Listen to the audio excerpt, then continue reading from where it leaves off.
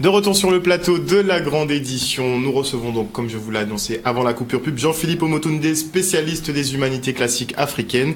Il n'est pas venu seul ce soir, il est en compagnie de monsieur Maliga de de l'Institut d'Histoire à Niger, qui a été justement créé par monsieur Omotunde. Donc bonsoir messieurs. Bonsoir. Bonsoir. Donc on avait entamé effectivement une série de démonstrations dans lesquelles vous permettiez aux téléspectateurs et aux internautes de se rendre compte des similitudes, mais des photocopies réalisées Totalement. Effectivement par la civilisation européenne sur la civilisation africaine, que ce soit en termes de culture, en termes de religion, en termes de mathématiques, en termes d'architecture. Enfin, on se rend compte qu'à tous les niveaux, ils sont passés, on fait des petites photocopies avant de réduire ces peuples en esclavage. Et aujourd'hui, effectivement, on va avoir des démonstrations, mais sur un aspect religieux, Totalement. Et notamment la Bible. Voilà, c'est-à-dire ce qu'on appelle l'historiographie des religions. L'historiographie des religions. Voilà, c'est important de pouvoir savoir comment les choses ont commencé. Très bien. Et comme il faut l'objectivité, donc c'est pour cela que je suis venu avec des documents qu'on prendra le temps de regarder. Très bien. Avant de développer sur ce domaine, j'ai quelques petites questions d'actualité pour vous. On va passer déjà au niveau international. Emmanuel Macron a effectué son tour de l'Afrique, on va dire, enfin de l'Afrique plus ou moins francophone. Un tour qui ne s'est pas si bien passé que cela, notamment sa visite au Burkina Faso, où la jeunesse burkinabé, descendante de Thomas Sankara, qui était un panafricaniste convaincu, était très remonté, effectivement, par rapport à cette visite qui a été plus ou moins calculée médiatiquement pour apparemment les empêcher de s'exprimer. Il est passé par la suite du côté du Ghana, où il a été, je pense, un peu choqué. On le voit dans sa gestuelle qu'il est un petit peu déstabilisé par le discours d'un président qui prend les devants et qui dit que l'Afrique est prête à prendre ses responsabilités, que finalement l'assistanat français et européen n'est pas une bonne chose, ne fonctionnera jamais, il le dit, effectivement. Est-ce que le vent est en train de tourner pour la relation France-Afrique telle qu'on la connaît aujourd'hui? Alors la première chose qu'il faut noter, c'est qu'il y a beaucoup plus de visibilité sur les déplacements des chefs d'État français en Afrique. Ça, c'est la première chose. La deuxième chose, c'est qu'on sent depuis Sarkozy une espèce de désinvolture. Vous voyez, une ingérence, une espèce de comportement qui n'est plus en adéquation avec la réalité. Vous savez, l'Afrique, c'est pratiquement 60% de la population, ce sont des jeunes qui ont moins de 20 ans, donc qui ont tous un téléphone portable, qui ont eu l'occasion de voyager pour un grand nombre, donc ils savent ce qui se passe dans le reste du monde, et ils suivent les déplacements des chefs d'État quand ils se déplacent donc dans les autres pays.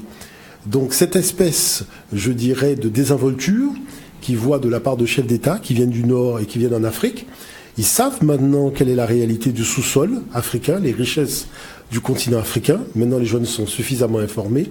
Ce qu'ils demandent, c'est tout simplement, la première chose, c'est le respect. Parce qu'en dehors, s'il n'y a pas le respect, il ne peut pas y avoir de relations donc, sur le plan économique ni sur le plan politique. Mais aussi qu'on puisse véritablement assister à des politiques de développement du continent africain, de prise en considération des intérêts de la jeunesse.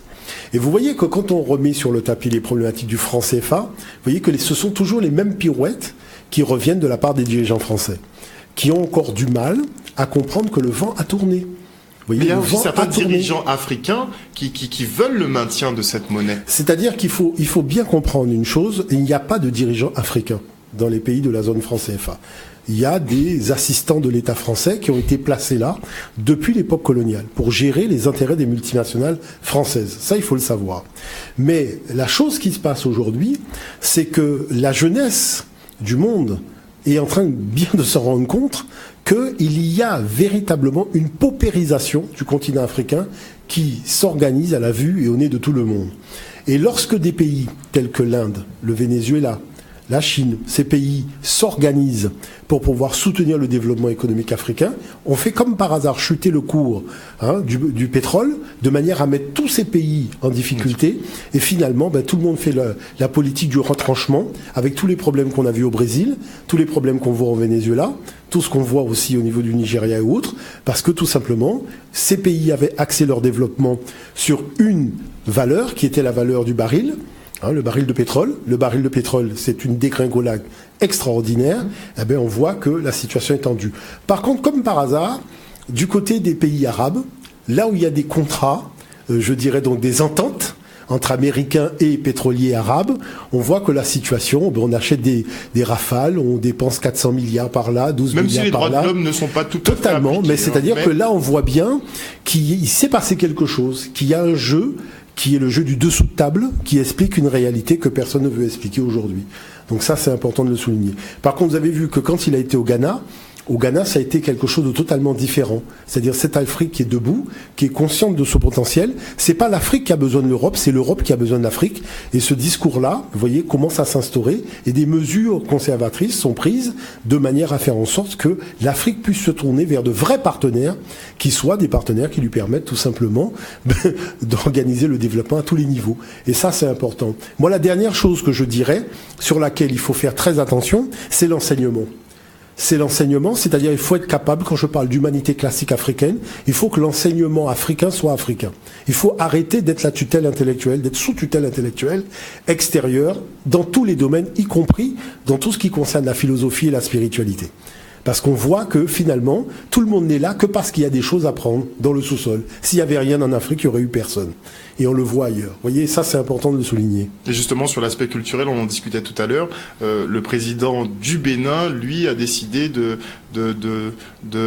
pousser sa population à revenir à ses racines. Il parle effectivement de retour aux sources, que sa population en termes religieux n'est ni chrétienne ni musulmane, qu'elle est vaudou à la base. Totalement. Ça a été beaucoup diabolisé effectivement par les Européens, qui parlaient de magie noire, enfin de culte assez sombre, mais en fait qui est le vaudou, qui est la religion africaine, en fait, de base, et eux disaient effectivement qu'il faut pouvoir commercialiser sa culture, que comme tous les autres grands pays le font, que l'Afrique aussi doit se réapproprier sa culture pour la commercialiser au monde entier. Je vais vous dire une chose, il n'y a pas de tradition spirituelle au monde qui ne pratique pas le vaudou.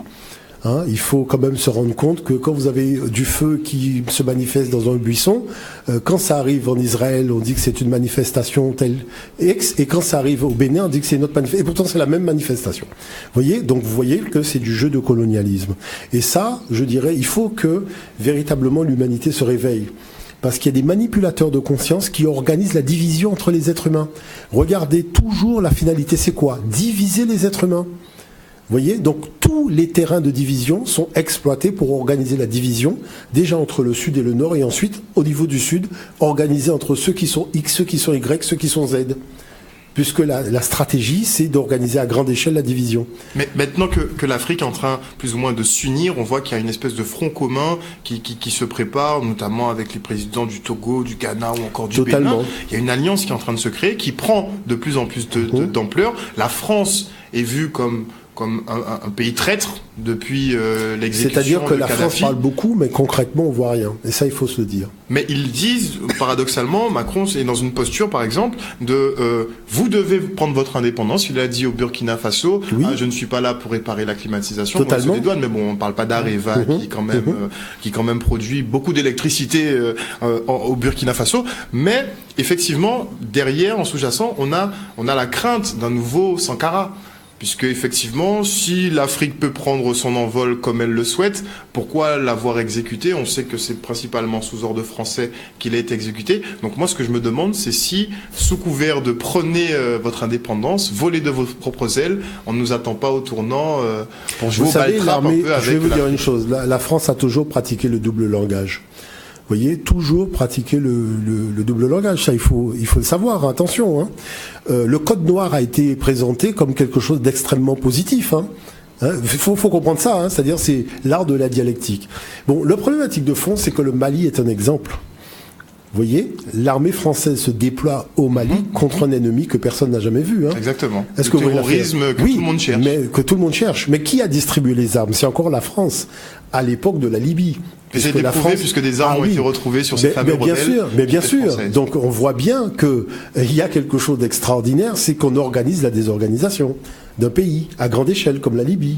Vous voyez ce que je veux dire par là? Donc, il n'y a pas de tribunal pénal international pour traîner les gens qui organisent la désorganisation. Vous voyez? Et ça, on le voit même au niveau de l'Amérique aujourd'hui. Et ça, il faut bien comprendre. Moi, vous savez, si nous prenons la problématique des réparations, vous voyez, moi, ma position a toujours été la même. Je suis pour les réparations. Financières, on parle bien de réparations. À tous les niveaux. À tous les niveaux. Pas que financiers, à tous les niveaux. Bon. Mais la chose, c'est que ce qu'il y a de particulier, c'est justement d'aborder la question avec les gens qui ne sont pas d'accord. Vous voyez l'affaire ? Parce que il faut essayer de voir, comment peut-on organiser l'injustice à ce point-là ? Vous avez le Zimbabwe, un changement politique qui arrive il n'y a même pas 15 jours. Et quelle est la première chose qu'on met sur le tapis ? Les réparations pour les colons anglais. Donc, le Zimbabwe doit payer des réparations à des colons qui ont agressé les Zimbabwéens pour voler leurs meilleures terres. Mais puisque ça a marché aux Antilles. On trouve normal. Ça a marché aux Antilles. Voilà, mais on trouve normal de venir dire que c'est aux Zimbabwéens de payer les réparations aux colons impérialistes. Mais est-ce que vous voyez l'affaire ? C'est l'habitude européenne, puisque Haïti a dû acheter finalement. Oui, mais c'est ça. Mais maintenant, quand ce sont les victimes qui posent la problématique des réparations, comme par hasard, vous voyez, il y a toujours un problème. Donc, vous voyez bien que la problématique des réparations est une problématique raciale. Il faut se le dire clairement. Parce que quand ça concerne les Occidentaux, comme par hasard, il n'y a jamais de problème. Mais quand ça concerne un peuple du Sud, peu importe le peuple, il y a toujours des problèmes. Parce que c'est un rapport de force et c'est un problème racial. Et ça, c'est pas de notre faute, c'est un constat. On est obligé de constater que quand vous avez ouvertement posé la problématique des réparations des colons au Zimbabwe sur France 24, là, vous dites que quand même, mais dans quel monde on vit, quoi ? Vous voyez ce que je veux dire par là ? Et c'est ça qui est quand même marquant. C'est-à-dire, il faut que les gens qui sont pas d'accord comprennent bien que la problématique, c'est pas les réparations. Il faut bien comprendre ma position. Le problème sérieux, le plus important, c'est qu'il faut introduire la morale dans une page d'histoire qui n'a que trop duré. Parce que nous sommes dans l'immoralité la plus totale. On a dédommagé des colons, on ne dédommage pas les victimes et on vient organiser une géométrie variable pour dire non, on ne va pas dédommager. Ce n'est pas normal. Parce que la première victime, c'est la vérité. La deuxième victime, c'est la morale. Après, on organise l'escroquerie intellectuelle à tous les étages de la fusée. Et ça, faut être quand même un minimum sérieux. Vous voyez ? Justement, aujourd'hui, au tribunal de grande instance à Pointe-à-Pitre, vous parlez des réparations à très juste titre. Il y a ce procès, ce fameux procès qui oppose les afrodescendants et certaines organisations de défense des peuples noirs, qui opposent donc ces organisations à l'État français, qui est accusé pour les crimes commis pendant la période esclavagiste, lors des réquisitoires, effectivement, puisqu'une pléiade d'avocats, effectivement, défendent cette cause.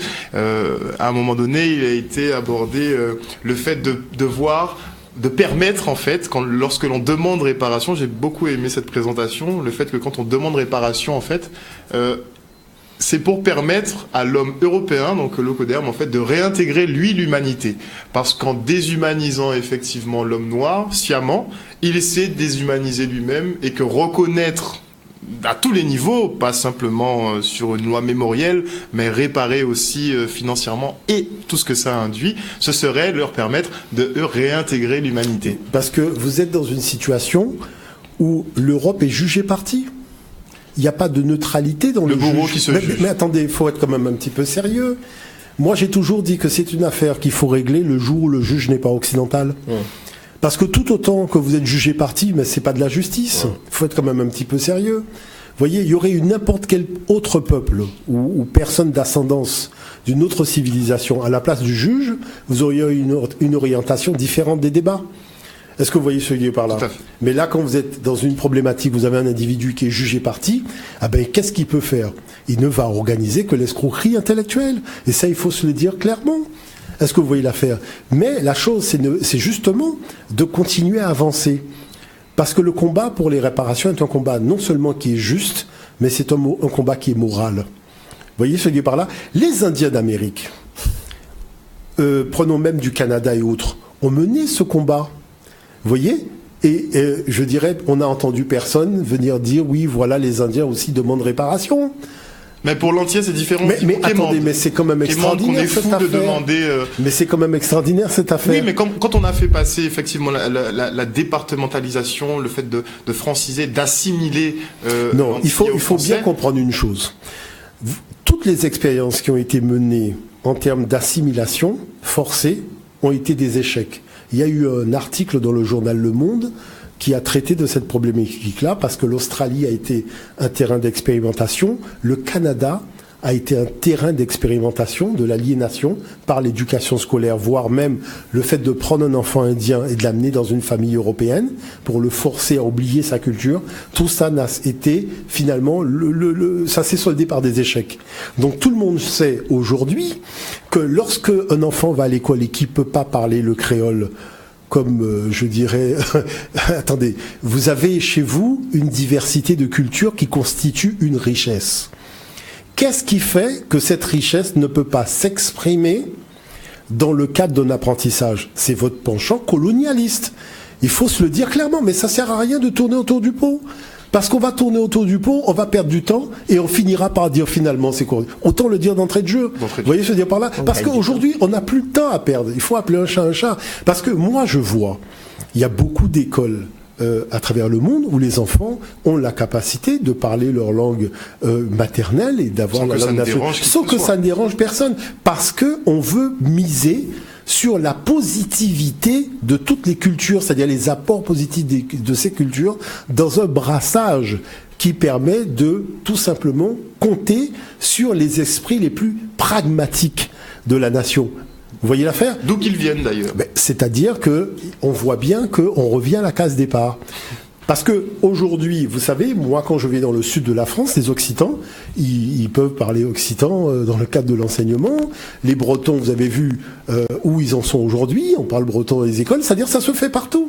C'est-à-dire qu'il y a une espèce de truc un petit peu bizarre. Chaque fois qu'on franchit l'Atlantique, il y a une partie de l'intelligence occidentale qui se perd en chemin.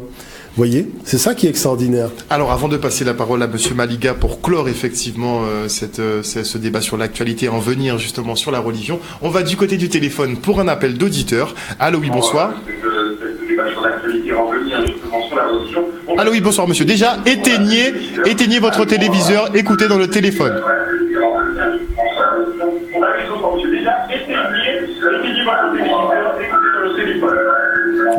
Malheureusement, on comprend pas grand-chose. Allô, oui, bonsoir.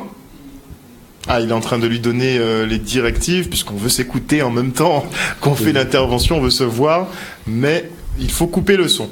Allô, oui, bonsoir. Personne. Bonsoir, monsieur. Allô? Oui, bonsoir. Allô, oui, bonsoir. Bonsoir. On vous écoute. Et moi, ce que je voulais, c'est-à-dire que... ouais. Pas vous, allez-y, monsieur, allez-y. Voilà. Et Michel n'a pas parlé des affaires, mais le Guadeloupéen même, les Guadeloupéens, le royaume côté où parler créole, tout le monde a vu les regarder. Entre Guadeloupéens même. Tout le monde a vu les regarder qui laisse parler créole là. Et où est mon pays créole? Où sont Guadeloupéens, où sont créoles? Et à part vrai, pourquoi ça a fait comme ça? Bon, ce que je voulais dire, ça c'est plaisir, par exemple, et je ne sais pas parmi vous là, qui fait un 48, peut-être 48 de point de photo fait. Mais Notre-Dame de retour passant en Guadeloupe, Martinique et Guyane, il faut avoir un paquet d'argent. Pas le monde ne dire rien. Pourquoi pas le monde ne parler de ça? Et l'État français, c'est des volets. Vous comprenez? Moi, pas de drapeau français, mais ils volent. Parce que vous ne pouvez pas dire qu'il y a des avions tombés. Alors, quand vous prenez des jours, avec tout ça nickel, vous pouvez porter 5 tonnes à d'autres avions, c'est pour que déjà vous alliez au large, et vous tenez parachute à eux, vous laguez l'avion, vous sautez en parachute, mais l'argent est déjà trop voilier. Et moi, en 48 ans, déjà 6 ans. Et moi, maman, pour enchaîner un coup en main, et la garde un petit pointu là. C'est un petit pointu, un petit bateau blanc, et l'avion, il a dit, moi, c'est chaîne là sans besoin. Bénéfice à chaîne là sans besoin. À part besoin l'État dans l'argent, il peut séparer l'intervité, mais semble ça, l'argent là, ça passé. Avec la France, tout le monde a parlé de la guerre 48, et toute cette qualité et autant de pharaons, l'argent là, ça est passé. C'est ça que je veux savoir. Et cher monsieur, vous qui êtes sur le plateau qu'on a invité, en temps vivre, peut-être même c'est 10 minutes, pour moi, de changer des mots, parce que vous ne parlez parole là, c'est 5 et 4. Parole là, on 9, 5 et 4. Parce que là, les Sénégalais, les Africains viennent à la presse côte, mais ils ont trouvé que c'est des nègres noirs, c'est Saint-Jean devant. Ils ont foutu les Sénégalais à les tuer. Et ça qui chapait, ou pas pour eux dépenser 50 pour être mettre vers la guerre. Non, je ne suis pas d'accord. Cher monsieur, je n'ai rien à dire encore. Merci. Ça a capé, mais dernier bulletin qu'a dit, c'est Notre-Dame de Retour qui passe en Guadeloupe en 48. Notre-Dame de Retour. Et pas monde pas dit ailleurs, pas monde, pas même pas dit ailleurs, pour élu, pas il y a pas mis tout ça, il y a pas tout fait. Alors il y a bien foutu pas. Eh bien, on va parler de l'esclavage, et que maman, il n'y a pas ni contre sa chaîne en pays, il n'y a pas ni contre sa chaîne en coup, mais on va parler de réparation. Moi, semble, c'est là, ça tout d'abord. Et réparation, merci. Réparer comme camarade a dit, il ne faut pas réparer l'argent, il faut unir toute une réparation à faire. Pour faire, on appelle les tout situés, les autour, et les tout signés, ça qui maillent, non, mais femmes, mais on pas paquet d'affaires. Merci beaucoup, monsieur. Je m'excuse. Il n'y a pas de problème. Pas de problème. Merci beaucoup, monsieur, pour cet appel, en tout cas. Oui. Non, en fait, pour résumer, c'est vrai que c'est particulier parce que beaucoup de personnes se souviennent de cette affaire de Notre-Dame de non-retour, même en Martinique. Ce sont des choses dont on me parle, hein, puisqu'on montre même les photos, tout ça. C'est-à-dire que, bon, tout le monde a bien compris que c'était après la Deuxième Guerre tribale européenne, et donc il fallait avoir des moyens pour relancer l'économie française. Donc on est passé un peu partout, y compris en Afrique, et tout ce qui avait de la valeur a été tout simplement récupéré, dans le sens de faire un don. Voilà, et c'était surtout du métal de valeur, c'est-à-dire de l'or, de l'argent qui était donné. Ils sont passés par ici. Ils sont passés en Guadeloupe, en Martinique, ils sont partis partout. Même dans les départements français, il y a eu cette collecte donc de tout ce qui avait de la valeur. Vous voyez, puisqu'il fallait relancer l'économie française. Donc on a... Voilà. Mais c'était une collecte de dons organisée ou c'était pas très consenti tout ça ? Non, c'est-à-dire c'est une collecte de dons organisée dans le cadre d'une pensée qui se fait au service d'un système, mais qui ne veut pas le dire franchement. Vous voyez, c'est du jeu de jambes. Du business, effectivement. C'est du jeu de jambes. Comme dit monsieur Malinga. En quelque sorte. On se quitte pour une petite page de publicité. On revient avec nos deux intervenants en plateau. Et là, nous allons pas passer aux choses sérieuses. Nous allons parler de religion. À tout de suite.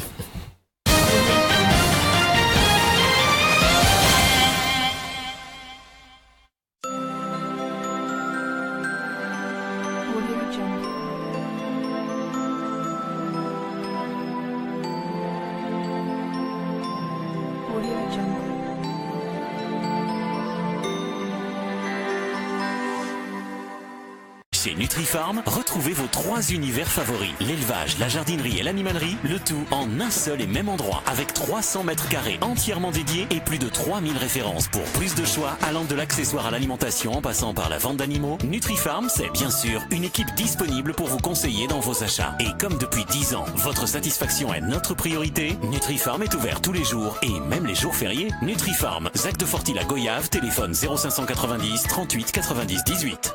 Vous rêvez d'investir en toute confiance à Paris en bénéficiant d'une réduction d'impôt? N'attendez plus. Ayez le réflexe Samo Premier. Depuis 22 ans, Samo Premier est l'agence spécialisée dans l'achat de biens en région parisienne et en province. Samo Premier, c'est un conseil personnalisé, un service financier adapté, un vaste choix de biens immobiliers et un lien direct avec les plus grands promoteurs. Samo Premier, lotissement Agathe, ZAC de Welbourg Sud, Jarry. Téléphone 0590 26 05 00. Depuis plus de 20 ans, Charlotte Caraïbes Lingerie est numéro 1 de la vente de lingerie à domicile. Notre savoir-faire reconnu dans la plus grande tradition française vous permettra de trouver votre bonheur parmi nos collections de lingerie, maillots de bain et prêt-à-porter. Charlotte Caraïbes Lingerie offre à des milliers de femmes l'opportunité de prendre leur avenir en main et de vivre leur passion. Alors rendez-vous sur www.charlotte-caraïbes.com. Infoline 0690 72 91 66. Assure Plus, c'est toutes les assurances à petit prix et aux meilleures garanties. Vous avez des exigences? Nous avons les garanties. Assure Plus, c'est aussi l'assurance de prêt bancaire les moins chères de Guadeloupe. Oui, les moins chères. Alors venez et comparez. Assure Plus, c'est 2 adresses. Du Gazon Abîme, près de la pharmacie Foucan et nouveau à Basse-Terre, zone artisanale de Calbassier. Parking gratuit. Mécanique Précision Antilles, spécialisée dans le tournage, fraisage, alésage sur site, soudure et pièces mécano soudées, nous travaillons tout type de matériaux. Pour vos pignons, axes, vis spéciales, bagues et écrous.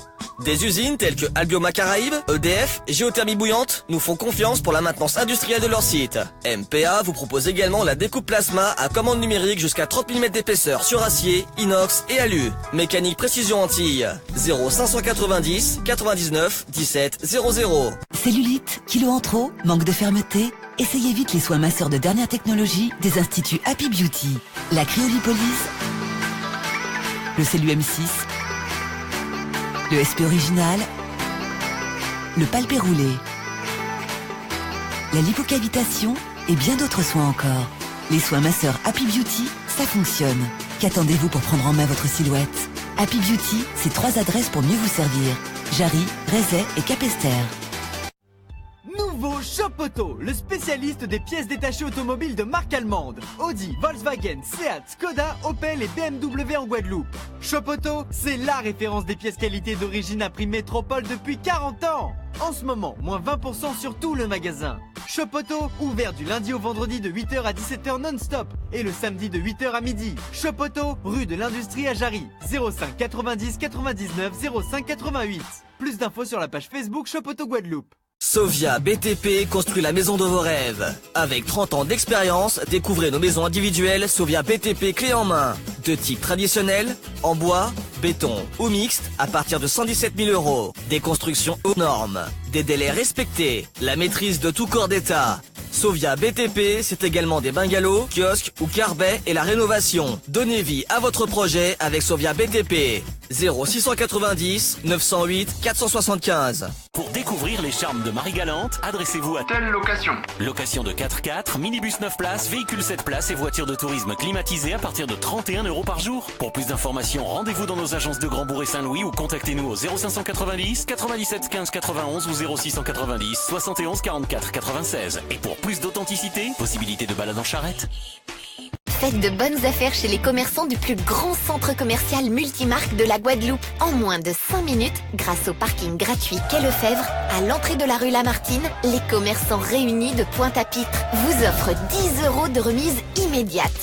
Java Mode des Îles, 26 rue Schulcher. KMS, 102 rue Schulcher. Dessous Chic Choc, 31 rue Schulcher. Flora, 31 rue Lamartine. La Pointe, c'est là sa cabaye. Quoi, maman? Quoi? Il y a de la fumée noire qui sort de la cuisine? Je touche à rien, j'arrive. Thierry, donne-moi les clés de ta voiture. De quoi? Donne-moi les clés! Ouais. Mais je l'accompagne.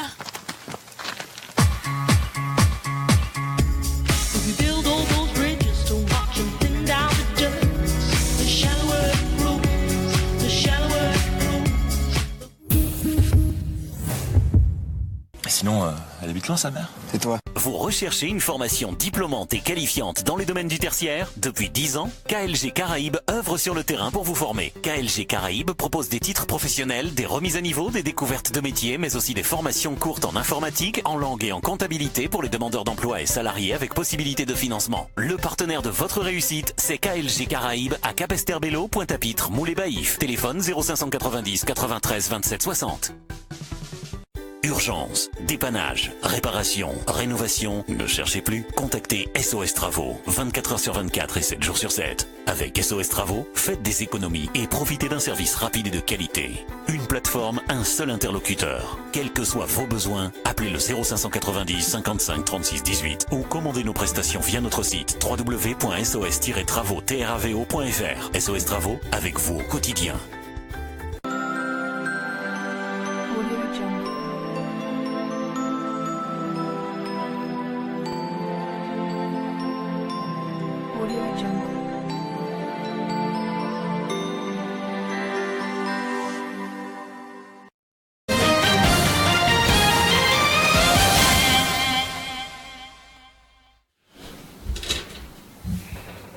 De retour sur le plateau de la grande édition, nous sommes toujours avec Jean-Philippe Omotunde, notre spécialiste des humanités classiques africaines, ainsi que Maliga qui l'accompagne et qui fait partie aussi de l'Institut Anijar. Donc, nous refermons notre volet sur les réparations et les faits d'actualité. Je n'ai pas encore la décision du juge aujourd'hui pour savoir effectivement si la plainte est recevable au niveau de l'État français, mais je vous tiendrai au courant ultérieurement. On en vient à notre thématique du soir, donc la religion. Que souhaitez-vous démontrer ce soir par rapport à la religion, je crois, notamment catholique ? Alors, en fait, la démarche que je souhaite avoir, en fait, la démarche que nous souhaitons d'ailleurs avoir, c'est une démarche purement pédagogique. Vous voyez, parce que il faut bien comprendre que il y a ce qu'on appelle l'historiographie des religions, puisque les choses apparaissent à des moments précis, et c'est la résultante d'un certain nombre de circonstances. Après, il y a dans, je dirais, le traitement de l'information, l'ego national et la géopolitique. Alors, quand l'ego national et la géopolitique se mêlent donc de certaines réalités historiques, eh ben, ça vous donne un peu ce dont parlait Cheikh Anta Diop, c'est-à-dire une histoire qui est falsifiée, qui est arrangée, des individus noirs qui sont présentés comme blancs, vous voyez, et c'est ça qui est problématique. Maintenant, il y a des gens qui sont de bonne foi. C'est-à-dire des gens qui disent simplement, ben, comme moi, je l'ai été aussi, j'ai envie de savoir, j'ai envie de connaître, j'ai envie de découvrir, j'ai envie de comprendre, vous voyez. Et on découvre une chose qui est assez particulière, c'est le fait que, en fait, une information, elle provient d'une source. Si vous avez deux informations qui proviennent de la même source, si vous commencez à avoir 100 informations qui proviennent de la même source, vous risquez là, maintenant, d'être manipulé. Parce qu'il faut l'objectivité. Et la problématique dans laquelle nous nous retrouvons, c'est que les informations proviennent de la même source. Il n'y a pas de diversité des sources, ce qui fait qu'on ne peut plus être objectif, on devient subjectif. Mais on le devient petit à petit. On ne se rend pas compte qu'on s'enferme dans de la subjectivité. Mais ce n'est pas la faute de l'individu.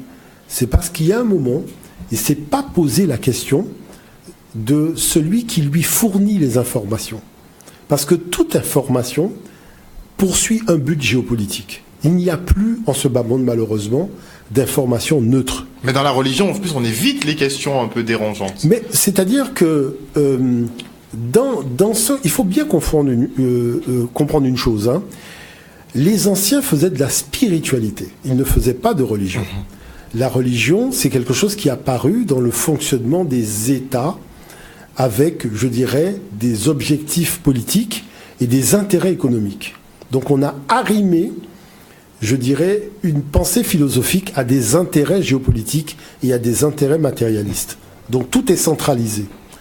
Et cette pensée, qui est protégée par le pouvoir militaire, le pouvoir politique et autres, c'est celle-là et celle-là seule qu'on va diffuser.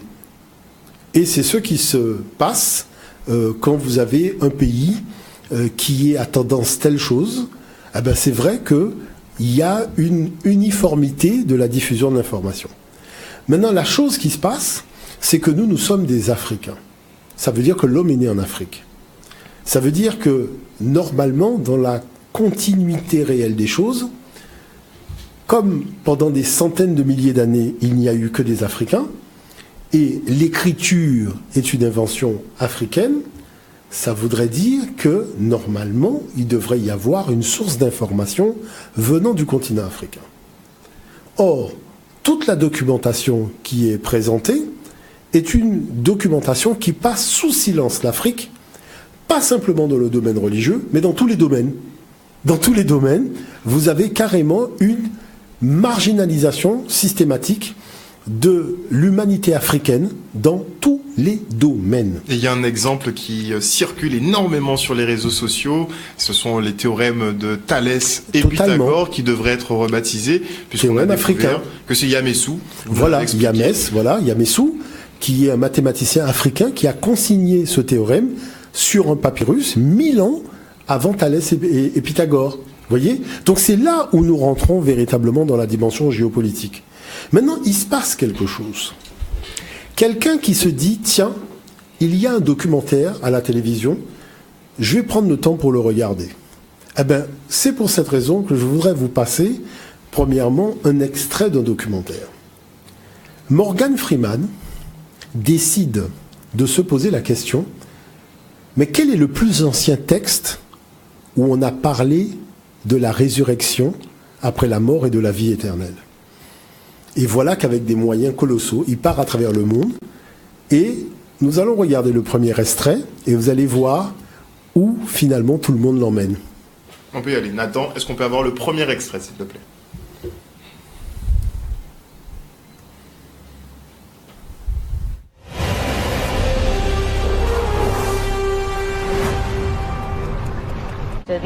L'idée que les gens ont aujourd'hui de la résurrection a pris naissance ici, à Saqqara, il y a 5000 ans. C'est donc là où est née l'idée de la vie après la mort? Oui, on pourrait dire ça comme ça. Nous empruntons maintenant la chaussée qui mène au temple d'Amosis. Oh mon Dieu, c'est incroyable! C'est fabuleux, n'est-ce pas? Que racontent tous ces hiéroglyphes? Ce sont des formules magiques ou des incantations religieuses qu'Amosis a fait graver dans la pierre.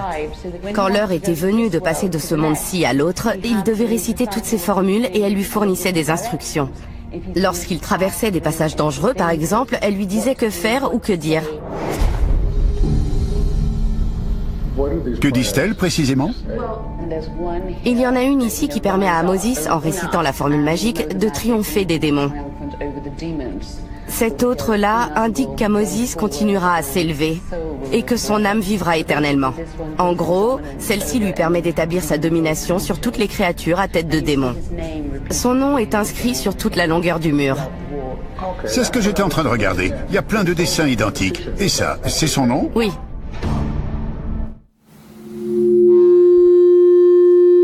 Petit Larsen. Merci Nathan. Voilà. Donc, vous avez vu le documentaire. C'est fabuleux. C'est-à-dire que vous avez Morgan Freeman qui dit « Mais j'aimerais bien savoir quel est le plus ancien texte religieux. » C'est-à-dire là où, pour la première fois, on a abordé la problématique de la vie après la mort. C'est-à-dire quelqu'un qui ressuscite d'entre les morts le 3e jour. Et vous avez vu où on l'a emmené? On l'a emmené en Afrique. Maintenant, ce qu'il y a de particulier, et l'erreur, vous voyez, ici, c'est que le spectateur qui regarde ce documentaire ne sait pas lire les hiéroglyphes. Effectivement. Regardons le deuxième document, mais par contre, je vais le commenter. Oui. Est-ce qu'on peut regarder le deuxième document? Et je vais le commenter parce qu'il y a des choses qu'il faut comprendre et c'est important. Est-ce qu'on peut avoir le deuxième document? Le deuxième document. Ça arrive tout de suite. Voilà. Alors, premièrement, nous ne sommes pas dans le tombeau de Amosis. C'est faux. Parce que partout, sur le mur, c'est marqué que nous sommes dans le tombeau de Ounas, qui est le dernier roi de la 5e dynastie. Donc, est-ce que vous avez vu l'importance de savoir lire les hiéroglyphes? Tout à fait. Vous voyez? Parce que regardez le nom de Amosis dans un cartouche et regardez le nom d'Ounas inscrit sur les murs. Donc, vous voyez bien qu'on n'était pas dans le tombeau d'Amosis. Sauf que dans la version anglaise, c'est bien Ounas. C'est la version française qui fait semblant d'avoir dit Amosis alors que la version anglaise a bien spécifié Ounas. D'accord. Maintenant, regardez, il est vivant, Jésus-Christ, il n'est pas mort. Qu'est-ce que vous lisez sur les tombeaux? Donc, c'est-à-dire sur les textes, vous lisez, il est vivant, il est vivant, il est vivant, c'est Ounas, il n'est pas mort. C'est-à-dire la seule chose qui a changé, c'est qu'au lieu de mettre Jésus, on a mis Ounas. Mais le texte est le même. Et regardez, une vie après la mort, d'Osiris à Jésus. Et qui a fait ça? Le monde de la Bible. Ok. Donc, qu'est-ce qu'on peut dire par rapport à ça? Il y a dans ce tombeau une somme d'informations qui dépasse l'entendement. Mais la dame qui est égyptologue, elle n'est pas africaine de souche, puisqu'elle fait partie de ceux qui ont envahi l'Afrique au 7e siècle. Donc elle ne peut pas, comme ça, sur une chaîne de télévision internationale, faire preuve ni de sincérité, ni d'objectivité. Elle a juste dit le minimum. Voilà le premier texte qui a parlé de la vie éternelle, qui est l'original de tous les autres textes qui vont parler, même ceux de la Bible. Vous voyez l'affaire? Maintenant, la chose, c'est quoi? C'est la première fois qu'on a la mention d'un Dieu unique. Vous avez vu qu'elle n'en a pas parlé. C'est la première fois qu'on a la mention du Fils de Dieu qui juge les vivants et les morts et qui leur accorde la vie éternelle. Elle n'en a pas parlé. C'est la première fois qu'on a le rituel du pain et du vin, c'est-à-dire le dernier repas. Elle n'en a pas parlé. Vous voyez ce dire par là? C'est la première fois qu'on a les prières, notre Père qui est Dieu. Elle parle de formule magique, mais lis la formule. Parce qu'effectivement, je vous salue Marie, ça peut être aussi une formule magique. Mais donc, quand elle s'est écrite sur un mur africain, c'est une formule magique, mais quand c'est un livre, ça devient une prière. Vous voyez comment on joue sur les mots? Donc, qu'est-ce que je veux montrer simplement? Je veux montrer aux gens que le problème de fond, c'est que nous sommes en relation avec des civilisations qui défendent leurs intérêts. Et celui qui ne s'est pas armé de connaissances se fait manipuler. C'est pas une question d'être dans le vrai ou d'être dans le faux. La problématique de fond, c'est qu'aujourd'hui, il y a un grand jeu de dupes qui se joue sur la scène internationale. Et si vous n'êtes pas armé de connaissances, on peut vous faire prendre des vessies pour des lanternes. La problématique de fond, c'est que ce mur, moi je le lis. Et j'ai acheté, alors je vais terminer juste par ça, j'ai acheté la traduction complète des textes, donc en hiéroglyphes, du tombeau du roi Ounas, puisque c'est la première fois qu'on a écrit un texte sacré. Vous imaginez qu'à la formule, donc au verset 345, c'est là où vous lisez que Osiris dit « Buvez, mangez ceci, ceci est ma chair, buvez ceci, ceci est mon sang ». Vous imaginez que dans le document, vous passez du verset 341 au verset 364. Pourquoi on a ôté le verset qui va de 342 à 363? Qu'est-ce que ça cache? Parce que c'est justement là où il fait l'Eucharistie. C'est là où il dit « Prenez le pain, ceci est mon corps ». Donc, c'est-à-dire vous achetez un document, c'est marqué traduction du tombeau du roi Ounas, un hiéroglyphe translittéré en français, et les chapitres où vous savez qu'il y a de l'information qui vous intéresse, c'est directement ça qui est passé sous silence. Donc, vous voyez que c'est ça la problématique de fond. C'est-à-dire, même si vous êtes animé de bonne foi et que vous allez prendre une documentation, si vous n'avez pas compris que toute documentation aujourd'hui répond à une géopolitique, vous pouvez être manipulé. Alors justement, on va se tourner vers Maliga. Vous êtes religieux? Vous étiez religieux? Je pense que tout le monde est religieux. Ce que vous voulez dire, est-ce que j'ai été quelqu'un de pratiquant dans une religion? Pratiquant effectivement dans une religion. Voilà, effectivement, pendant 27 ans. J'ai pratiqué comme beaucoup de gens ici, que ce soit l'Église catholique, adventiste, témoin de Jéhovah ou autre, on a une culture religieuse qui émane de ces sources-là. Mais quand vous regardez, toutes ces sources n'ont qu'un point de départ, savoir la Bible. On ne pouvait pas aller au-delà. Et on ne se posait même pas la question de l'existence d'autre chose. Il a fallu effectivement qu'il y ait l'école Anija pour un petit peu ébranler les esprits et nous aider à nous poser d'autres questions. Est-ce que vous pensez avec le recul que vous avez été d'une certaine façon manipulé? Tout à fait. Tout à fait. C'est ce qu'on est en train de dire ici. Et c'est grave. C'est grave parce que la foi, ou plutôt la connaissance qu'on nous donne est censée nous amener vers l'excellence. Et on se rend compte finalement qu'on tourne en rond. Alors on n'ose pas se poser les questions parce que la religion joue sur la peur. Et sur le fait de croire sans voir. Voilà, la foi. Donc les gens ont l'impression que s'ils laissent la Bible, ou s'ils vont chercher autre chose, qu'ils vont faire un saut dans le vide, parce qu'il n'y a que JC et personne d'autre. Alors que là, on se rend compte qu'avec les documents qu'on met en évidence devant nous, écoutez, après il y a une décision à prendre. Et c'est justement là le problème, c'est que beaucoup hésitent à prendre leurs responsabilités. Ce que nous disons ici, là, c'est connu de beaucoup de personnes, en dehors du professeur Motunde et bien d'autres, peut-être pas à l'expliquer avec autant d'aisance que lui par rapport à l'expérience qu'il a, mais ces gens restent dans l'ombre. Alors peut-être qu'il faut cette émulation, qu'il y ait des gens pour venir dire voilà, et pour que les choses puissent démarrer, puisque c'est important.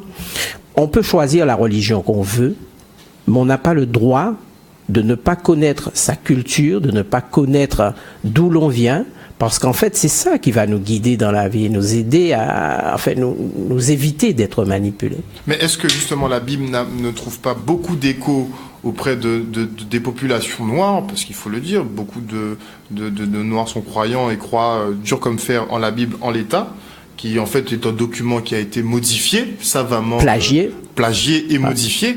Donc finalement, avoir ces références, c'est quelque chose, on va dire, de normal, d'habituel pour ces gens-là, puisque ça découle de la spiritualité africaine. Donc pour le noir, c'est tout à fait normal de pratiquer la Bible. Non. Non, parce qu'en fait, la culture joue pour une grande part, représente beaucoup de choses dans la croyance. Parce que si vous regardez le fonctionnement des autres peuples, vous vous rendez compte que chaque peuple a un leader charismatique, un guide spirituel. Et le nôtre, c'est qui? C'est Jésus, a priori, hein. A priori, c'est Jésus. Le plus répandu, en tout cas. Et justement, on ne se pose pas d'autres questions. On ne va pas chercher ailleurs, puisqu'on se sent bien là et tout est fait pour qu'on s'y sente bien. Donc, on ne se pose pas de questions. Oui, mais avec le concept du Dieu unique, donc techniquement, il n'y en a qu'un. Donc, ça évite effectivement de se dire, bon, je vais voir chez le voisin si effectivement les textes ne sont pas antérieurs. On ne se pose pas ce genre de questions lorsqu'on est dans la Bible. Parce qu'on vous dit, voilà, c'est la parole de Dieu, vous prenez et puis c'est bon. Mais il y a un passage de la Bible avec lequel je suis en total désaccord. C'est le dernier. N'allez pas au-delà des Écritures. Vous voyez ? Et c'est ça pour vous mariner dans une espèce de sauce qui n'a plus de goût aujourd'hui, puisqu'on sent bien qu'on est manipulé, puisqu'on ne s'élève pas. S'élever, c'est pas pouvoir faire la démonstration des versets de la Bible, puisque chacun interprète les passages de la Bible. On peut faire dire à la Bible ce qu'on veut. Après, d'aucuns vont vous dire, oui, mais vous voyez, vous prenez tel passage, ça s'accorde avec le temps, par exemple, tant événements vont arriver, on va vous parler de ce qui se passe aujourd'hui en 2 Timothée 3, etc. Mais ce sont des choses qui se sont toujours faites.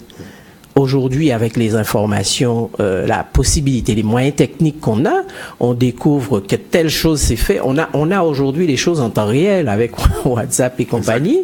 Donc, on a la possibilité d'aller à l'information. Et ce que je reproche aux gens qui sont ancrés dans la Bible, c'est de ne pas ouvrir leur esprit pour essayer de comprendre autre chose. C'est pas de l'apostasie que de dire que JC, peut-être, est-ce qu'il a vraiment existé? Oui, ne serait-ce que ça. Ou j'ai grandi, remettre en question ces choses-là. Par la peur. Mais ce qui se passe, c'est qu'au niveau de la religion, la première chose qui est faite, c'est qu'on vous enlève l'esprit critique. Voilà. Donc, quand vous n'avez pas l'esprit critique, vous ne vous posez pas de questions, vous faites. Et puis, c'est un dogme. Hein. Vous prenez ou alors vous vous cassez. Tout simplement. C'est ce que j'ai fait.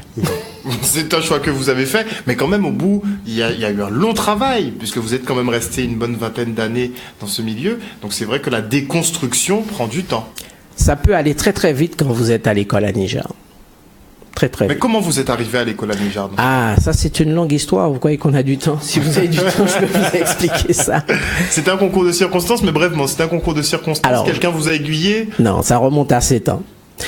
Il y a 7 ans, j'étais dans ma voiture. Hein, je suis formateur, enseignant de la conduite. Et donc, j'ai entendu ce monsieur qui disait des choses atroces sur JC. Et atroce, hein? Atroce, oui, qu'il n'existe pas, que c'est un usurpateur, etc., etc. Donc, je voulais absolument le rencontrer pour lui dire, ce sont des choses qui ne se disent pas lorsque la foi des milliers de gens repose sur un individu et vous venez vous ébranler tout ça, ça ne se fait pas. Eh bien, je me suis dit, bon, il faut quand même que j'aille au moins le lui dire, ce qu'on vous interdit, parce que là, vous êtes déjà en faute si vous faites ça. D'accord. Et donc, je suis allé, j'ai pris sur moi mes responsabilités en tant qu'homme pour aller le voir et lui dire, j'apprécie pas ce qu'il dit, surtout sur c'était l'autre radio de grande écoute, et donc il faut modérer quand même ses propos. Eh bien, ce jour-là, c'était une conférence à Saint-François, et il y avait foule. Il y avait pas mal de personnes. Et il a commencé sa plaidoirie, puisqu'il s'agissait véritablement de ça. Et l'idée, c'était pas de démonter quoi que ce soit, mais c'était de faire de la pédagogie comme il fait. Eh bien, les questions que j'avais à lui poser, il a répondu du début jusqu'à la fin. La conférence a commencé, il était 19h. Ça s'est terminé, il était 23h45, donc pratiquement minuit. Personne n'a bâillé, personne ne s'est levé pour aller faire pipi. Il y avait des enfants, il y avait des adultes. On connaît ce genre de situation, effectivement, avec monsieur Omotunde. Voilà. On connaît ce genre de situation. Donc, effectivement, les démonstrations étaient tellement claires, nettes et précises. Vous n'avez plus de questions à poser? Puisque la réalité est là. Attendez, monsieur Omotunde, on va du côté du téléphone. Il y a un auditeur qui attend depuis un petit moment, je crois. Allô, oui, bonsoir. Allô? Bonsoir, monsieur. Bonsoir. J'appelle monsieur qui parle là. Allô? Oui, bonsoir. Allô? Éteignez la télé. Éteignez la télé. Bonsoir. J'appelle monsieur qui parle là. Oui,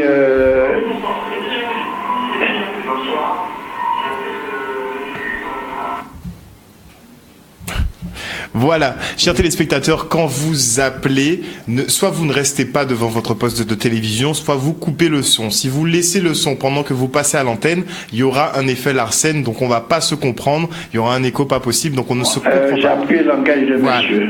Voilà, allez-y monsieur. Parce que monsieur parle très bien, qui est à côté. Moi, je dis, j'étais clergé, mais j'ai pas confiance dans la Bible. Je crois que la Bible est faux. Je l'apprécie crânement. Bon, les gens viennent me parler, question de religion partout. J'ai confiance en moi, personnellement, je ne dois pas faire tuto à personne. C'est là que j'ai confiance. Et monsieur, je l'apprécie vraiment qu'il dit, est-ce que la Bible est vraie? Je suis d'accord avec toi, je coupe la télé, je ne me laisse pas dire mon nom à la télé. Pas de problème, pas de problème. Merci beaucoup, monsieur. Donc, c'est vrai ou pas vrai ce qu'il y a dans la Bible? Alors, il faut savoir que la Bible même dit que ce qu'il y a dans le livre n'est pas vrai. Ça, des fois, je prends les gens en stop, ils ont la Bible, ils vont eux-mêmes à la page, ils lisent. Je garde d'ailleurs la voiture parce que je sais que ça va être quand même un choc. Mais il faut savoir que même dans un réveillez-vous, vous avez quand même une ligne d'information. Même si c'est écrit de façon tout petit, mais vous avez toujours une note qui vous dit attention, on n'a pas l'assurance de la véracité de ce qui va être dit. D'accord? Pourquoi? Parce qu'il faut savoir qu'il y a quand même des procès où on demande aux ecclésiastiques de prouver ce qu'ils disent. Et c'est pour ça que maintenant, vous avez des notes d'information partout. Bon. Maintenant, la chose, c'est quoi? Parce que il faut bien comprendre une chose. Il faut partir depuis le début. L'homme est né en Afrique. L'écriture est une invention de l'Afrique. Papier vient de papyrus. D'accord? Sauf que, chose vraiment surprenante, alors que toutes les écritures portent le nom de leur peuple, par exemple, l'allemand, c'est l'écriture des Allemands, voilà une écriture, qui est l'écriture de l'Afrique de l'Antiquité, qui ne s'appelle pas l'écriture égyptienne. Elle s'appelle Medunetcher. Donc les Grecs vont la traduire sous le nom de hiéroglyphe, en disant gravure sacrée. Mais Medunetcher, Medu ça veut dire les paroles, Netcher ça veut dire Dieu, ça veut dire les paroles de Dieu. Les Saintes Écritures. Voilà, donc c'est-à-dire les Saintes Écritures. Maintenant, voilà que lorsque les Grecs arrivent en Afrique, ils découvrent des textes sacrés sur papyrus. Et ils vont utiliser au 5e siècle, pour la première fois, le nom de Biblus. Et donc ce nom de Biblus, c'est là-dessus, parce qu'il ne faut pas oublier que lorsque les Européens arrivent en Afrique, ils sont polythéistes. Alexandre le Grand est polythéiste. Il ne faut pas oublier que quand vous lisez les textes bibliques, vous voyez bien que les peuples du Proche-Orient sont des peuples fondamentalement polythéistes, qui se battent pour intégrer la sphère du monothéisme. Mais l'Afrique a toujours considéré le soleil comme étant la manifestation du Créateur. Le soleil n'est pas le Créateur, mais c'est sa manifestation. Parce que c'est la lumière, vous voyez, qui chasse les ténèbres. Et chose particulière, c'est que le soleil, il y en a un seul. Donc voilà pourquoi c'est une pensée qui est radicalement monothéiste. Et deuxièmement, Dieu ne peut pas être jaloux. Pour quelle raison? Parce que qui peut rivaliser avec le soleil dans l'univers? La preuve, quand il n'est pas là, il fait nuit. S'il y avait un précédent, il aurait pris la place, comme ça on n'aurait pas allumé la lumière la nuit. Donc c'est pour cette raison que nos ancêtres ne sont pas rentrés dans ces discussions-là, parce que ces discussions ne cadraient pas avec la vision de la spiritualité qu'ils avaient, pas de la religion. Maintenant, on va recevoir des étrangers. Donc vous voyez, Moïse a été instruit dans la connaissance de Dieu dans les temples de Pharaon. Il faut savoir que c'est pas Pharaon qui a quitté l'Afrique pour aller chez Moïse apprendre à connaître Dieu. Ce sont ces gens-là qui ont quitté là où ils étaient pour venir chez nous. Même chose pour Alexandre le Grand. C'est pas les Africains qui ont été en Europe voir l'empereur romain pour lui dire apprends-nous à connaître Dieu. Ce sont les Romains qui sont venus en Afrique. Ce sont les Grecs qui sont venus en Afrique. Ce sont les Arabes qui sont venus en Afrique. Ce sont les Hébreux qui sont venus en Afrique. Regardez bien, tout le monde vit en Afrique. Mais la question, c'est que si tout le monde vient, c'est qu'il y a quelque chose qui intéresse tout le monde. Et ce qui intéresse tout le monde, c'est non seulement la connaissance des sciences, puisqu'il y a les pyramides qui en témoignent, mais aussi une pensée spirituelle qui dépasse l'entendement. Et lorsqu'il a fallu statuer sur un certain nombre de choses, c'est l'Afrique qui l'a emporté. La vie éternelle, le baptême, le mariage, vous voyez, l'extrême onction, toutes ces choses-là, l'Eucharistie, la messe, tout ça, ça vient d'Afrique. Vous voyez l'affaire? Et c'est pour cette raison que les pères de l'Église, Alexandre d'Alexandrie, Clément d'Alexandrie, tous ces gens-là, c'était des Africains. Et dans la bibliothèque d'Alexandrie, on avait mis les textes sur papyrus qui étaient les copies maintenant des textes qui étaient gravés sur les murs, comme dans le tombeau d'Ounas.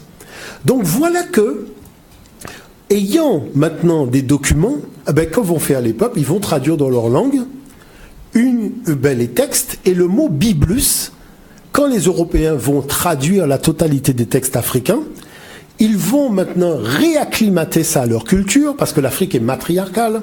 Ces gens-là sont des patriarcaux et des nomades, alors que l'Afrique a reçu un message spirituel, alors qu'elle était matriarcale, sédentaire et pratiquant l'agriculture. Donc il va y avoir une réacclimatation de tout cela dans la culture des nomades, donc des envahisseurs, qui vont réadapter les textes à leur culture et à leur projet civilisationnel. Donc à partir de ce moment-là, ils vont devenir impérialistes. C'est vrai qu'ils l'étaient déjà au départ, mais là, avec cette connaissance-là, ils ont trouvé le moyen d'unir des millions d'hommes autour d'un idéal de valeur au service d'une personne qui n'est plus obligée de les payer. Parce qu'avant, il fallait des mercenaires et payer les mercenaires. Là, simplement, on va lever une armée. Vous savez, les croisés, on ne paye pas les gens. On dit au nom de Dieu, on va tuer les Arabes. Tout le monde se lève pour tuer les Arabes. Vous voyez ce que je veux dire par là? Donc, ils ont trouvé l'arme secrète. À partir de là, on organise le colonialisme et l'esclavage. On y arrive. On se quitte pour une petite page de publicité. Et exceptionnellement, on va continuer cette émission pour une troisième partie avec M. Jean-Philippe Omotunde. À tout de suite.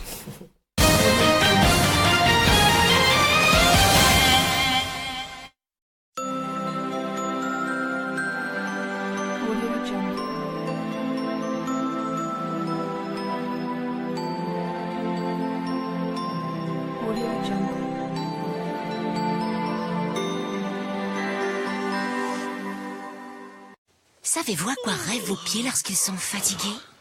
Vos pieds en ont rêvé? Aquiline l'a fait, numéro 1 des soins du pied en pharmacie. C'est avec plus de 20 ans d'expérience que Caraïbes Granit travaille des granites d'origine France afin de garantir qualité et conformité à ses clients. Notre personnel, qualifié dans la conception, fabrication et pose de monuments funéraires, fait de Caraïbes Granit le partenaire incontournable des familles endeuillées des municipalités. Caraïbes Granit, zone de Rougeole, Petit-Bourg, 0590 95 48 48.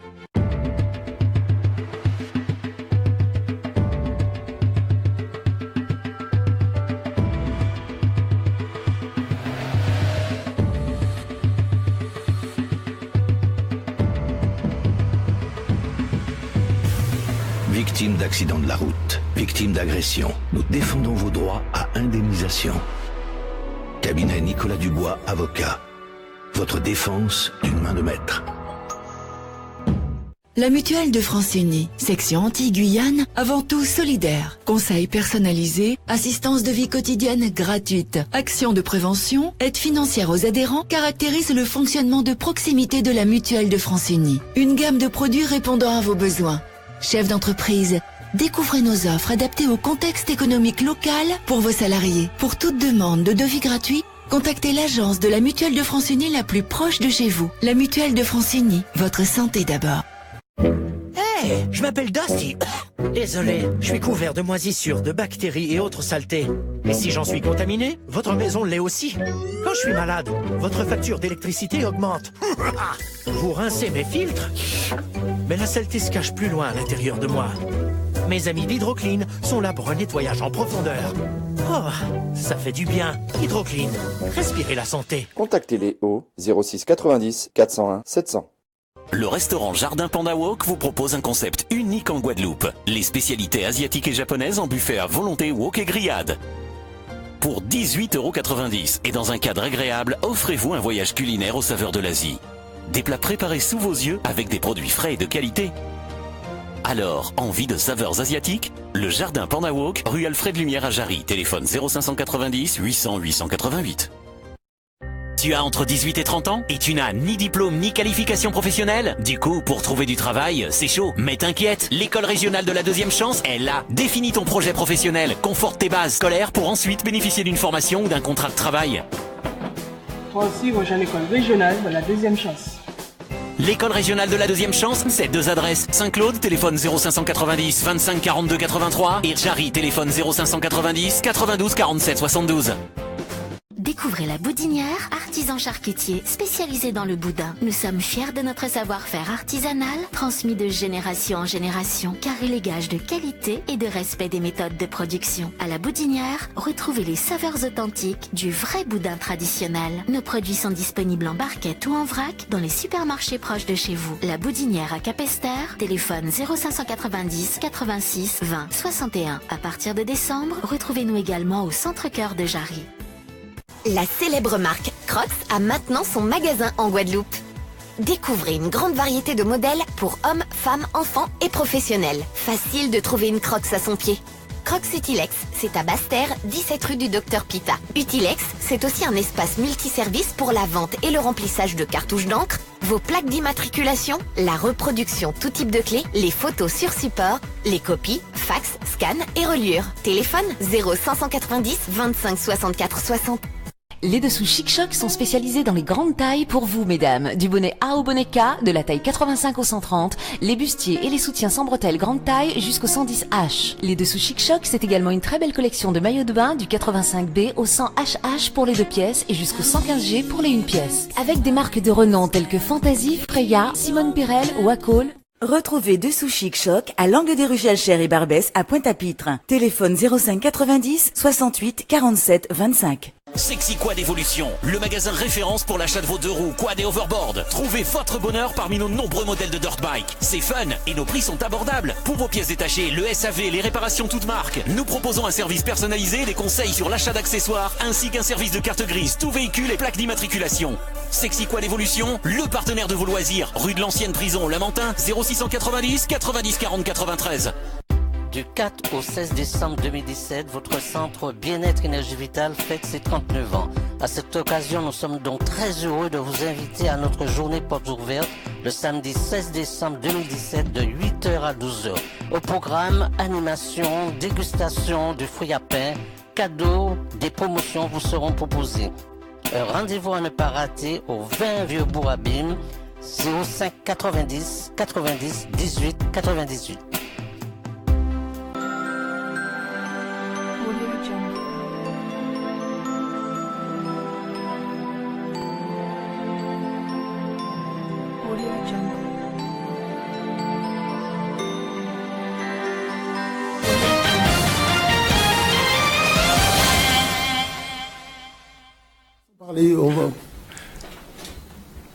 De retour sur le plateau de la grande édition, nous sommes toujours avec Jean-Philippe Omotunde, notre spécialiste des humanités classiques africaines et Maliga. Donc nous en venions effectivement à la reprise par les Européens de la Bible qui sont passés vraiment en mode impérialiste parce qu'ils ont trouvé le moyen de dominer les hommes sans dépenser trop d'efforts.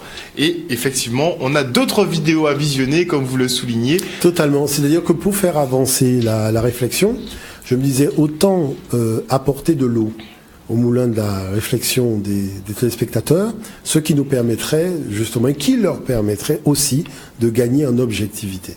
Donc voilà le document numéro 3. Voilà, que nous allons leur permettre de visualiser. La croyance en l'au-delà ne s'est pas seulement propagée à la nouvelle classe moyenne émergente. De l'avis de certains experts, le livre des morts est même allé jusqu'à influencer les textes sacrés juifs et chrétiens. La vision de l'au-delà des premiers chrétiens était en grande partie issue de l'Égypte antique. C'est d'ailleurs logique, parce que la plupart des pères de l'Église chrétienne étaient égyptiens de naissance. Au moment de rédiger des écrits sur la nature et la substance de l'au-delà, ils se sont référés à des concepts égyptiens, parce que la Bible laissait bien des points sans réponse. L'idée de... Oui. La croyance... L'idée de la résurrection plaisait beaucoup aux Égyptiens, qui ont toujours été très préoccupés par la vie du corps, par la vie éternelle du corps. Leurs pyramides et d'autres édifices montrent que la religion égyptienne était un culte de la vie après la mort. Il s'agissait bien sûr d'une vie dans le cosmos après la mort biologique, d'un passage dans l'au-delà. Âgé de près de 90 ans, le Hollandais Gilles Quispel, qui a enseigné à Harvard, est considéré comme l'un des plus éminents experts au monde sur les religions antiques et la pensée des premiers chrétiens. Le défunt comparaît devant le tribunal du jugement dernier.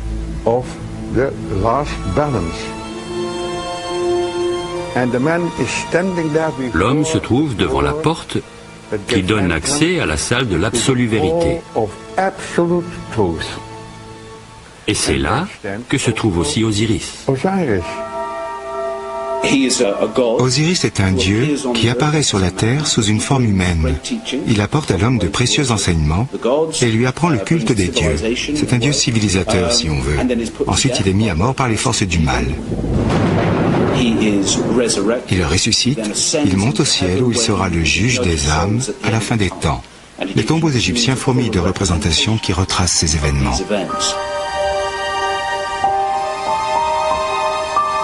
Dans l'Égypte ancienne, Osiris se trouve dans la constellation d'Orion. C'est le bon berger des étoiles, ces âmes qui sont dans les cieux.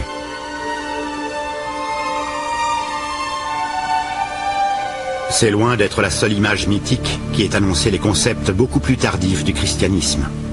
Les auteurs Tim Freke et Peter Gandhi ont fait une étude extensive de la pensée dans l'Antiquité. C'est une image choquante. Pourquoi l'avez-vous mise sur la couverture de votre livre? Parce qu'il s'agit d'une preuve qui nous tient beaucoup à cœur. C'est un talisman, une amulette. C'est petit, de la taille de mon pouce. On dirait Jésus sur la croix, et pourtant l'inscription en grec nous explique qu'il s'agit de Dionysos, à la fois homme et Dieu, qui est mort et ressuscité. Et le fait d'apprendre que ce demi-dieu païen a connu exactement la même mort que Jésus est, selon nous, la preuve que nous avons puisé l'histoire de Jésus dans la mythologie païenne. Dionysos, c'était le Bacchus des Romains. N'était-il pas le dieu du vin et des libations? Bien sûr que si, mais c'était aussi le dieu de l'initiation.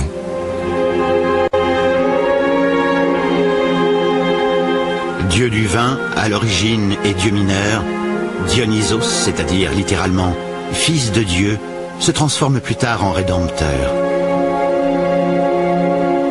Un divin enfant, assis, curieuse similitude, comme l'enfant Jésus sur les genoux de sa mère. On lui rend grâce avec du pain et du vin pour commémorer son sacrifice et sa mort sur une vulgaire croix.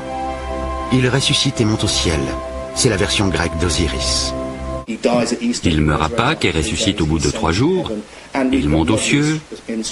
Il y a des inscriptions qui disent « Si vous partagez le sang et le corps du Dieu fait homme, alors vous aussi vous ressusciterez ». Si bien que tous les motifs que nous associons à l'histoire de Jésus existent d'ores et déjà dans l'histoire d'Osiris et de Dionysos. Beaucoup de signes. Donc, maintenant, ça devient intéressant. Parce que, quand on reprend l'histoire à la base, d'accord, les Africains sont ceux qui ne sont jamais sortis de chez eux. Donc, ils ont eu, pendant des millénaires, justement, le temps de la réflexion, y compris sur le plan spirituel. Tous les peuples qui sont venus, c'est-à-dire ces Africains qui sont partis et qui sont revenus après, sont revenus dans le cadre d'une pensée polythéiste. Ils découvrent le monothéisme en Afrique, ils découvrent le Fils de Dieu, qui est le guide de l'humanité, qui va mourir, qui va descendre aux enfers vivants et les morts, qui va ressusciter le 3e jour, qui va monter à la droite de Dieu. Maria sait avoir un fils par Immaculée Conception qui est né le 25 décembre. Le 25 décembre sera la fête du divin enfant. Ça fait beaucoup de coïncidences. Et voilà qu'on va ramener toutes ces connaissances à Alexandrie, on va copier des textes, on va brûler la bibliothèque, et après on va venir dire à mes ancêtres en Guadeloupe, tu sais, voilà le livre qui dit la vérité. Sauf que moi, quand j'étais à l'école, j'ai constaté une chose très tôt. Nos informations proviennent de la même source. Et que nous n'avons aucune garantie du fait d'être manipulés par cette source. Et c'est pour ça que j'ai toujours dit, le jour où je quitterai la Guadeloupe, j'irai confronter toutes les informations que j'ai eues ici à d'autres sources, pour voir est-ce que les autres sources confirment ce qui m'a été dit. Et c'est pour ça que chaque fois que je vais dans un pays, je vais dans le musée, je vais dans la bibliothèque. Et à force de discuter avec les vieux à travers le monde, tous les vieux vous disent quoi? Peu importe leur spiritualité, peu importe leur religion. Tout a commencé en Afrique. Parce que l'Afrique a inventé l'écriture sainte. Et voilà que je découvre qu'une jeune femme demande à une théologienne de Montréal, spécialiste de la Bible, d'où vient le mot Bible. La dame, elle dit que le mot Bible apparaît en Égypte parce que ça désigne le support sur papyrus sur lequel on écrivait. Mais vous voyez qu'elle se garde bien de dire, mais qu'est-ce qu'on écrivait sur le support? Première chose, première faute grave, parce qu'elle aurait dû dire que c'était les Saintes Écritures. Deuxièmement, qu'est-ce qui se passe? Les histoires qu'on raconte dans la Bible d'Abraham, vous les découvrez dans les textes de l'Afrique ancienne. La seule chose qui diffère, c'est le nom des personnages. Et la couleur. Et la couleur des personnages et le lieu où se déroule l'action. Parce que Abraham, c'est le texte égyptien de Satni et de sa femme Maï qui était vieux et qui ne pouvait pas avoir d'enfant.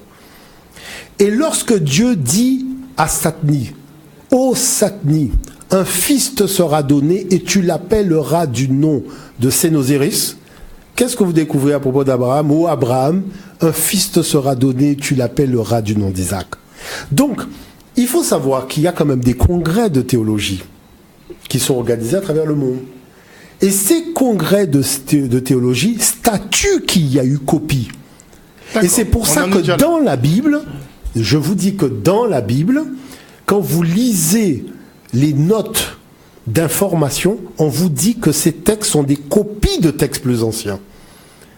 Pour éviter un procès. Donc vous ne pouvez pas les attaquer en justice en disant que c'est des faux textes, puisqu'ils ont déjà mis dans le livre qu'ils avouent eux-mêmes que ce sont des faux textes. Et pourquoi ça a été mis?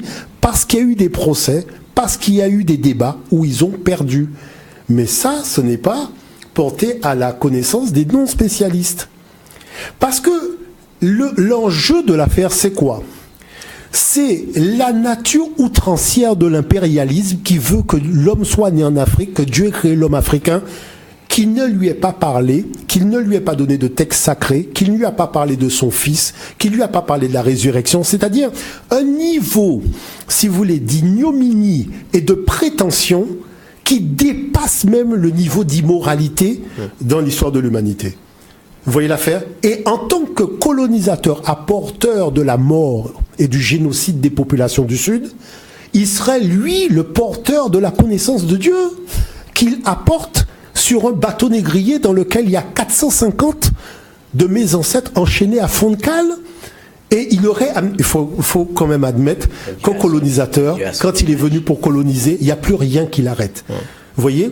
C'est-à-dire l'escroquerie intellectuelle n'a plus de limite. Pas de pitié ni pour la voilà ce que je dis. Donc, pour l'enfant. Maintenant, si vous me demandez, est-ce que la Bible dit la vérité?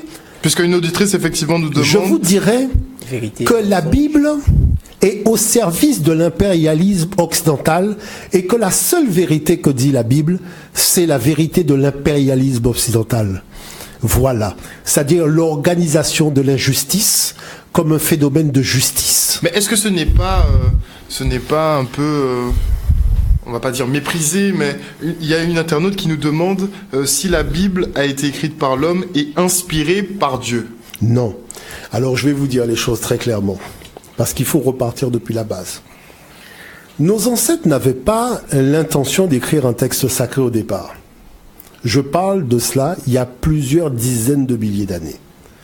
Ils se sont retrouvés sur la terre, mais dans un système extrêmement organisé. C'est-à-dire la journée à un temps précis, la nuit à un temps précis, les saisons des temps précis. Quand c'est la saison de tel fruit, c'est un temps précis. Vraiment, ils ont vu qu'il y a quelque chose qui est, mais vraiment super bien organisé. Ils ont commencé à investiguer, vous voyez, cette organisation dans tous les domaines. Et ils se sont rendus compte que le truc est tellement normalisé sur la base de 365 jours, qui se sont dit que tout cela n'a pu être pensé que par une seule et même personne. Et c'est quand ils sont partis dans ce qu'on appelle l'actionnisme, c'est-à-dire la recherche des valeurs de celui qui est derrière tout ça, qu'ils ont commencé à se rendre compte qu'il y avait des valeurs porteuses de la vie et qui s'étaient mis tout simplement au service de l'harmonie. On ne parle pas du bien et du mal, hein. Là on est de l'harmonie universelle. C'est-à-dire que l'homme a pour vocation d'être le reflet de l'harmonie de l'univers. Et voilà pourquoi ils ont fait de la spiritualité. Et après, dans leur livre, ils disent qu'effectivement, il y a eu un guide qui leur a été envoyé, qui est Osiris, qui a été envoyé avec sa femme. Et c'est eux qui ont commencé par leur montrer l'agriculture, par leur montrer donc comment s'occuper des animaux. Parce qu'il faut voir que l'Afrique, c'est quand même extraordinaire de voir que des êtres humains ont vécu parmi les animaux sauvages sans jamais penser à les mettre en cage. Est-ce que vous voyez l'affaire? Nous aucun animal ne peut dire qu'on l'a mis dans une réserve.